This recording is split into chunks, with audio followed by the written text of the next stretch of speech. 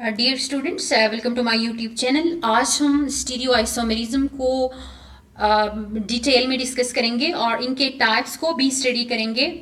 आज का ये वीडियो लेक्चर बहुत ही इंपॉर्टेंट है, इसलिए इस वीडियो को आखिर तक ज़रूर देख लें और इससे रिलेटेड कोई भी क्वेश्चन हो तो आप कमेंट सेक्शन में ज़रूर पूछ सकते हैं। आज हम stereo isomerism in monosaccharides discuss करेंगे, जिसमें ग्लूकोज को हम एग्जाम्पल ले लेंगे।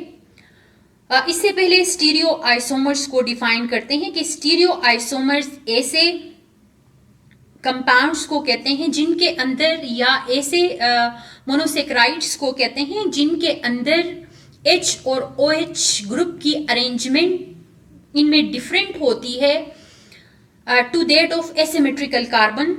ये हमारे पास ग्लूकोज का स्ट्रक्चर है। This is asymmetric carbon, this is another asymmetric carbon, this is another asymmetric carbon. और ये जो ब्लू स्टार से इन्होंने रिप्रेजेंट किया है, this represents asymmetric carbons actually. तो ग्लूकोज के केस में कहते हैं कि 4 एसिमेट्रिक कार्बन्स मौजूद होते हैं। एसिमेट्रिक कार्बन्स ऐसे कार्बन्स होते हैं जो 4 डिफरेंट एटम्स के साथ जो बॉन्ड बनाते हैं, उनको हम एसिमेट्रिक कार्बन्स कहते हैं। तो ग्लूकोज के केस में 4 एसिमेट्रिक कार्बन्स होते हैं। तो इन एसिमेट्रिक कार्बन्स के ऊपर H और OH की डिफरेंट अरेंजमेंट को हम कहते हैं स्टीरियो आइसोमर्स। अब इस ग्लूकोज का एक और आइसोमर पॉसिबल है, जिसमें इन एसिमेट्रिक कार्बन के ऊपर आप इसके कंपैरेटिवली डिफरेंट अरेंजमेंट आप ड्रॉ करेंगे, या डिफरेंट अरेंजमेंट के साथ H और OH को आप अरेंज करेंगे, तो उस कंपाउंड को हम कहेंगे कि ये ग्लूकोज का आइसोमर है, स्टीरियो आइसोमर है। Number of stereo isomers depend upon number of asymmetric carbons. कहते हैं कि जितने नंबर ऑफ किसी भी कंपाउंड का या कोई भी मोनोसेक्राइड का जो स्टीरियो आइसोमर है, या number of stereo isomers depend करता है कि इसके अंदर कितने एसिमेट्रिक कार्बन्स हैं। इसके लिए हमारे पास एक फॉर्मूला है, 2 to power n से हम इसको कैलकुलेट करते हैं, where n is number of asymmetric carbons। अब जो ग्लूकोज है, ग्लूकोज के केस में 4 एसिमेट्रिक कार्बन्स हैं, तो 2 to power 4 अगर हम करें तो 2 multiply by 2 multiply by 2 multiply by 2 करेंगे तो हमारे पास 16 आंसर आएगा इसका। तो 16 जो है वो पॉसिबल स्टीरियो आइसोमर्स हो सकते हैं ग्लूकोज के। तो इस फॉर्मूले के थ्रू आप किसी भी मोनोसेक्राइड का आप नंबर ऑफ स्टीरियो आइसोमर्स निकाल सकते हैं।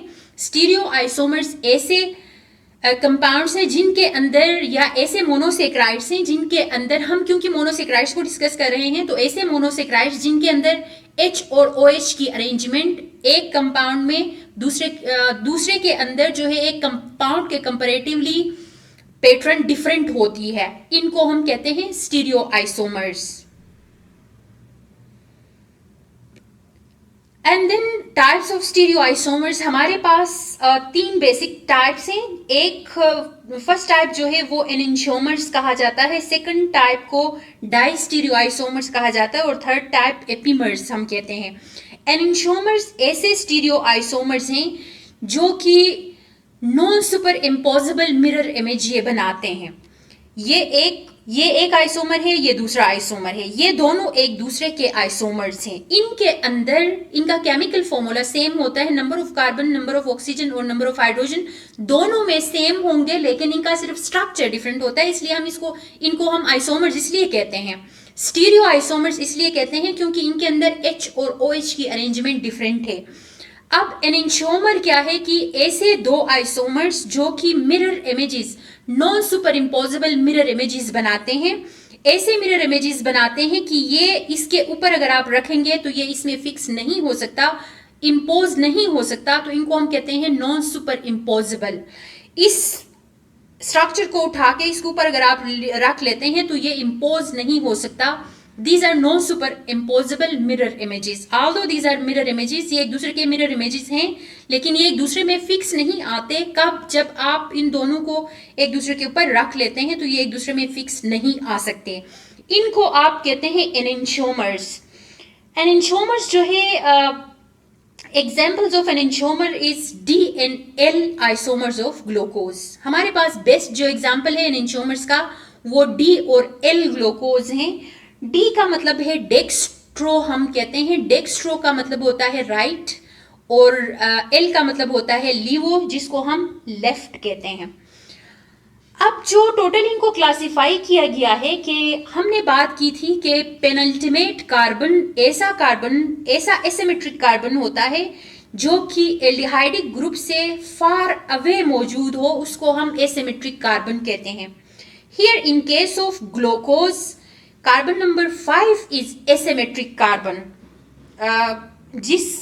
जो कि सबसे फारदेस्ट थे इस एल्डिहाइडिक ग्रुप का, इसलिए हम इसको कहेंगे पेनल्टिमेट कार्बन। ये वो एसिमेट्रिक कार्बन है जो सबसे दूर मौजूद है, एल्डिहाइड ग्रुप से बहुत दूर मौजूद है, तो उसको हम कहते हैं कि दिस इज पेनल्टिमेट कार्बन।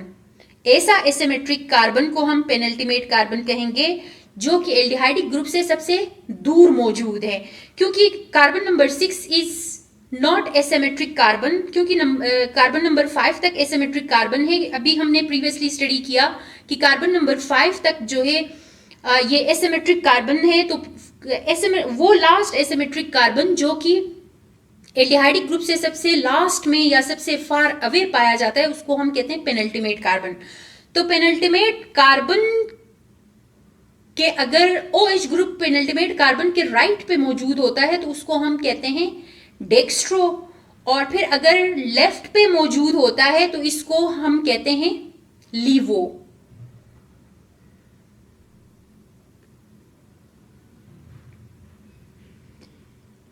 तो अगर पेनल्टिमेट कार्बन के राइट साइड पे अगर OH ग्रुप मौजूद होता है, दिस इज पेनल्टिमेट कार्बन, और ये OH राइट साइड पे है, इसलिए हम इसको डेक्स्ट्रो कहेंगे। D का मतलब है डेक्स्ट्रो, डेक्स्ट्रो का मतलब है राइट। और अगर पेनल्टिमेट कार्बन के लेफ्ट साइड पे OH मौजूद होता है तो उसको हम लीवो कहते हैं, जिसकी वजह से जो है इसको L ग्लूकोज कहा गया है, दिस इज D ग्लूकोज। तो यहाँ पे एक साइड पे राइट पे है, दूसरे साइड पे लेफ्ट पे है, और बाकी जो है आपके पास ये स्ट्रक्चर्स हैं, इनको हम कहते हैं, एक को L glucose and second is D glucose. Both of these are enantiomers of each other, तो ये एक दूसरे के एनेंशियोमर्स हैं।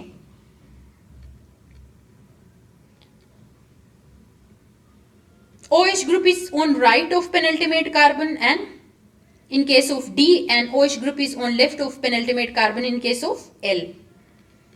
ये चीज आपने जहन में रखनी है। And then we have distereoisomers. Distereoisomers have different arrangement of H and OH at more than one asymmetric carbon. एक से ज्यादा नंबर ऑफ कार्बन के ऊपर H और OH की अरेंजमेंट डिफरेंट है। देखें, ये वो कार्बन है जहां पे H और OH की अरेंजमेंट डिफरेंट है। यहाँ पे देखें, OH यहाँ पे मौजूद है, H यहाँ पे है, जबकि इस कंपाउंड के अंदर जहां पे OH है उसकी जगह यहाँ पे H है, और जहां पे H है उसकी जगह OH है। तो ये डिफरेंट अरेंजमेंट हो गया, ठीक है। इस एसिमेट्रिक कार्बन के ऊपर भी ये डिफरेंट अरेंजमेंट है। कार्बन, ये एसिमेट्रिक कार्बन नंबर 1 के ऊपर भी और एसिमेट्रिक कार्बन नंबर 2 के ऊपर भी हाइड्रोजन और OH ग्रुप की अरेंजमेंट डिफरेंट है। तो एक से ज्यादा एसिमेट्रिक कार्बन के ऊपर अगर दो आइसोमर्स के अंदर H और OH ग्रुप की अरेंजमेंट डिफरेंट हो और बाकी सेम हो, देखें बाकी वाला ये वाला हिस्सा बिल्कुल सेम है, एग्जैक्टली इसी तरह ही है। यहाँ पे भी OH है, यहाँ पे भी OH है, दूसरी साइड पे H, दूसरी साइड पे H, यहाँ भी OH H, एग्जैक्टली ये सिमिलर है। सिर्फ दो कार्बन एटम्स ऐसे हैं जहां पे एसिमेट्रिक कार्बन एटम्स ऐसे हैं जहां पे H और OH की अरेंजमेंट जो है वो डिफरेंट है। इसको हम डाइस्टीरियो आइसोमर्स कहते हैं। And these are not mirror images. Examples हमारे पास डी ग्लूकोज है, डी ग्लूकोज का डी एल्ट्रोज जो है वो डाइस्टीरियो आइसोमर है। These are the examples. And finally we have epimers. Epimers जो है ऐसे दो आइसोमर्स हैं जिनके अंदर different arrangement of H and OH at only one asymmetric carbon. एक ही एसिमेट्रिक कार्बन जो कि कार्बन नंबर 1 है, एसिमेट्रिक कार्बन नंबर 1 है ये, ठीक है। ये तो एल्डिहाइडिक ग्रुप का कार्बन है, ये दूसरा है, लेकिन एसिमेट्रिक कार्बन नंबर 1 है ये। तो एक ही कार्बन के ऊपर H और OH के अरेंजमेंट डिफरेंट है, बाकी वाले एग्जैक्टली सेम है। देखें, इनको हम कहते हैं these are epimers of each other. This is D glucose और दूसरे इसको हम डी मेनोज कहते हैं। And these both of these isomers are epimers of each other. ये एक दूसरे के एपिमर्स कहलाते हैं। And then we have artificial sweeteners. Lab के अंदर भी मोनोसेक्राइड्स या फिर कार्बोहाइड्रेट्स की सिंथेसिस की जा सकती है, जिसमें टेगाटोज बनाया जाता है, सेक्रालोज बनाया जाता है, लेकिन कहते हैं कि these are actually L form है, ये लीवो फार्म है, लेफ्ट हैंडेड फार्म भी इसको कहा जाता है। लीवो का मतलब होता है लेफ्ट, तो लेफ्ट हैंडेड फार्म भी इसको कहा जाता है। इसका ये मतलब हुआ कि आर्टिफिशियल जो भी स्वीटनर्स जो बनाए जाते हैं लेब के अंदर जो पॉसिबल है वो एल फार्म बना सकते हैं, जबकि नेचुरली अकरिंग जो शुगर्स होते हैं they are all in the form of D form. D form में ये मौजूद होते हैं कि जितने भी हमारे बॉडी के अंदर एंजाइम्स हैं, स्टोमक के अंदर जितने भी एंजाइम्स हैं वो सारे कहते हैं कि दे आर डी फार्म, और इसलिए ये डी फार्म शुगर को ही ये डाइजेस्ट कर सकते हैं, बाकी एल फार्म को ये हमारे स्टोमक के एंजाइम्स डाइजेस्ट नहीं कर सकते। ये सिंपल उसी तरह का ही एग्जाम्पल है कि अगर हम राइट हैंड का जो ग्लव है उसको लेफ्ट हैंड में अगर पहनने की कोशिश करते हैं तो ये एग्जैक्ट उसी तरह की बात होगी कि अगर हम कहते हैं कि राइट हैंडेड एंजाइम जो है उससे अगर हम लेफ्ट हैंडेड कोई शुगर को हम अगर डाइजेस्ट करवाना चाहते हैं तो फिर ये एग्जैक्ट वही बात होगी कि अगर हम राइट हैंड का ग्लव जो है वो लेफ्ट में डालने की कोशिश करते हैं, क्योंकि वो उसमें बिल्कुल भी फिक्स नहीं आएगा। तो इसीलिए हमेशा हमेशा डी फार्म शुगर जो है वो डी फार्म एंजाइम ही डाइजेस्ट कर सकता है, और L form sugar is always digested by L farm enzyme. Thank you so much for watching my video.